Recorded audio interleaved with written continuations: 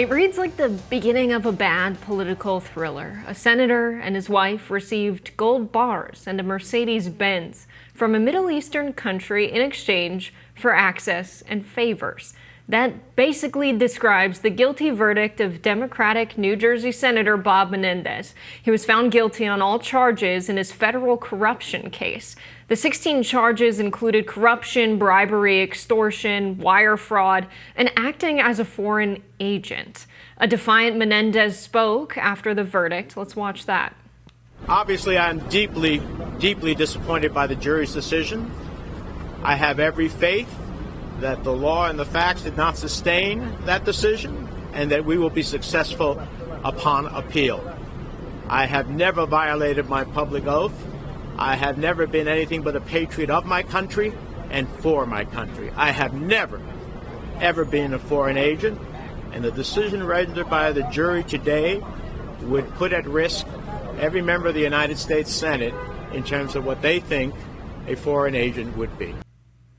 Democrats are calling on Menendez to step down. New Jersey Democratic Senator Cory Booker said he would take the lead. Here he is last night on with MSNBC's Rachel Maddow. Let's listen.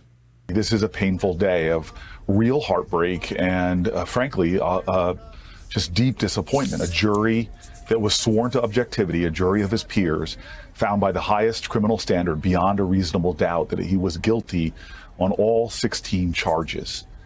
And so, yes, he must stand up now and leave the Senate. He must do that. And if he refuses to do that, many of us, and I will lead that effort to make sure that he's removed from the Senate. Menendez is not required to resign. If he does not, some Senate Democrats are threatening to expel him. This would be a rare move requiring 2/3 vote of the full Senate. Only two GOP senators, John Thune and Josh Hawley, have so far explicitly called on Menendez to step aside, although I don't expect the GOP will be much of an obstruction here in terms of getting rid of a Democratic senator. Nadine Menendez, the senator's wife, was also charged along with her husband, but the judge presiding over his case delayed her trial indefinitely. She's currently undergoing treatment for cancer. So, convicted of these financial bribery, influence sort of crimes relating to what gifts he received from Egypt, from Qatar, and it's all pretty bad, pretty corrupt. And his own party has certainly turned on him. John Fetterman has been railing against him for weeks and weeks, but he's refusing to resign, and which is kind of remarkable, although increasingly people just don't resign from office when they're in hot water. But now they could take the step of removing him. This is not something that happens very often. In the past, when it happens in this country, it was almost always for removing Confederates during the Civil War era. Usually the threat of removal is enough to get you to go, because I have no doubt that they will be able to muster a 2/3 majority. I mean, it's not like the Democrats are going to lose a seat. The Democratic governor of the state will simply appoint a replacement. So it's not going to change the makeup of the Senate. It seems to me like his goose is pretty well cooked.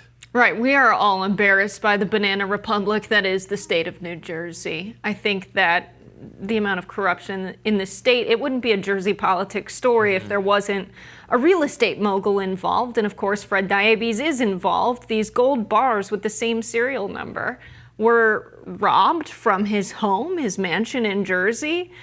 2 of them were found in the home of Nadine and Bob Menendez. 2 Stuffed were in the couch, right? Right. 2 were found at a jeweler. Nadine had sold them to a local jeweler. That's fascinating. Was he a part of the bribery scheme? He has his own attorney. Curious to see how he's involved in some way. But this story really goes to show how the wealthy elites of any country really all work together and are friends. Bob Menendez said a lot of the cash he has is actually because his family was hoarding wealth in Cuba and it kept getting confiscated by the government. Oh, okay. So this just like the absolute crooks that the elites are in Egypt, in Qatar, in the United States. Yeah, just stacks of cash in gold bars hidden throughout the home. There's a stack of bills, $600,000 in cash in gold bars, stack of bills that were discovered in a boot. I mean, this is... And a lesson can be learned by all of the crypto bros out there that are exchanging cryptocurrency, some of them for crimes, right? It's used as a way to circumvent the tracking of bank transactions. If a senator only feels comfortable with cash and gold bars, you probably should too. The idea that cryptocurrency should be relied on as an alternative to digital financial transactions and fintech, no. You should just stick with the analog stuff, Well, I'm the cash and the pro-crypto. gold bars. I mean, I'm pro-crypto, although I guess it, in some cases, is going to make it easier for criminals to get away with it. But the philosophy behind crypto, and I'm not really an expert in it, although many of my fellow libertarians are very enthusiastic about it, is that the financial system, the money system, is unstable because of the devaluing of the currency that the government engages in. So it's to create an alternative that is not subject to the bad fiscal policy of the government. And I think it's especially a good thing in less developed places in the world where the financial system is often very unstable. You can have whatever the local currency is, suddenly you have millions of them that are worth like nothing overnight. And so if you have your money in crypto, that's a safer thing to do in those circumstances. Obviously, it can be risky just like any other investment, and you should, understand what you're getting into. In theory, I do believe that people could create an alternative currency to the US dollar that has more value, but they would need an economy There's more stability. I don't know about that. Maybe. But they would need an economy that's larger than the United States government. They would need the amount of workers and resources that we have. That's what gives the dollar value, and what gives cryptocurrency value is people investing fiat currency into it, like American dollars. Oh, right. Crypto people will say that the American dollar's fiat currency and is constantly being devalued by all of the reckless spending and the printing of more money, But and crypto so the value gets of your value dollar from the dollars invested into it, right? The more people buy crypto with their American dollars, the more value it has. So it's irreversibly linked.